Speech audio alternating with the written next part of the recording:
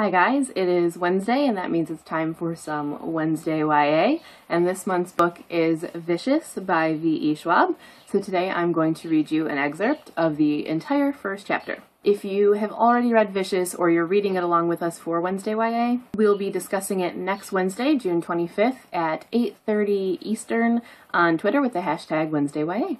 So please join us and weigh in. The full synopsis, as well as links to the book below and the introductory post for this month's book club, can be found below, so you can check those out if you'd like, but I'm going to get straight into it with the first chapter of Vicious by V.E. Schwab. Part 1. Water, Blood, and Thicker Things. Chapter 1. Last Night, Merritt Cemetery. Victor readjusted the shovels on his shoulder and stepped gingerly over an old, half-sunken grave. His trench billowed faintly, brushing the tops of tombstones as he made his way through Merritt Cemetery, humming as he went. The sound carried like wind through the dark. It made Sydney shiver in her too big coat and her rainbow leggings and her winter boots as she trudged along behind him. The two looked like ghosts as they wove through the graveyard, both blonde and fair enough to pass for siblings, or perhaps father and daughter. They were neither, but the resemblance certainly came in handy, since Victor couldn't very well tell people he'd picked up the girl on the side of a rain-soaked road a few days before. He'd just broken out of jail. She'd just been shot. A crossing of fates, or so it seemed. In fact, Sydney was the only reason Victor was beginning to believe in fate at all. He stopped humming, rested his shoe lightly on a tombstone, and scanned the dark. Not with his eyes so much as with his skin, or rather with the thing that crept beneath it, tangled in his pulse.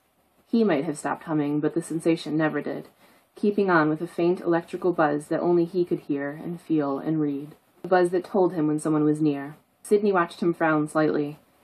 "Are we alone?" she asked. Victor blinked and the frown was gone, replaced by the even calm he always wore. His shoe slid from the gravestone. "Just us and the dead." They made their way into the heart of the cemetery, the shovels tapping softly on Victor's shoulder as they went. Sydney kicked a loose rock that had broken off from one of the older graves. She could see that there were letters, parts of words, etched into one side. She wanted to know what they said, but the rock had already tumbled into the weeds, and Victor was still moving briskly between the graves. She ran to catch up, nearly tripping several times over the frozen ground before she reached him. He'd come to a stop and was staring down at a grave. It was fresh, the earth turned over, and a temporary marker driven into the soil until a stone one could be cut. Sydney made a noise, a small groan of discomfort that had nothing to do with the biting cold. Victor glanced back and offered her the edge of a smile. "Buck up, Sydney," he said casually. "It'll be fun." Truth be told, Victor didn't care for graveyards either. He didn't like dead people, mostly because he had no effect on them.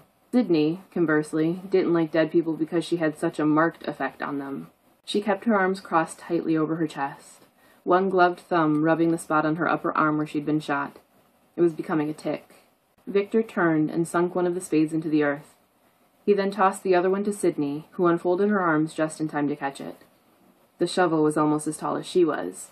A few days shy of her 13th birthday, and even for 12 and 11/12ths, Sydney Clark was small. She had always been on the short side, but it certainly didn't help that she had barely grown an inch since the day she died. Now she hefted the shovel, grimacing at the weight. "You've got to be kidding me," she said. "The faster we dig, the faster we get to go home." Home wasn't home so much as a hotel room stocked only with Sydney's stolen clothes, Mitch's chocolate milk, and Victor's files. But that wasn't the point. At this moment, home would have been any place that wasn't Merritt Cemetery. Sydney eyed the grave, tightening her fingers on the wooden grip. Victor had already begun to dig. "What if," she said, swallowing, "what if the other people accidentally wake up?" "They won't," cooed Victor. "Just focus on this grave. Besides," he looked up from his work, "since when are you afraid of bodies?" "I'm not," she snapped back, too fast and with all the force of someone used to being the younger sibling, which she was, just not Victor's. "Look at it this way," he teased, dumping a pile of dirt onto the grass. "If you do wake them up, they can't go anywhere. Now dig." Sydney leaned forward, her short blonde hair falling into her eyes, and began to dig. The two worked in the dark, only Victor's occasional humming and the thud of the shovels filling the air. Thud, thud, thud. And there you have it. That is the first chapter of Vicious by V.E. Schwab.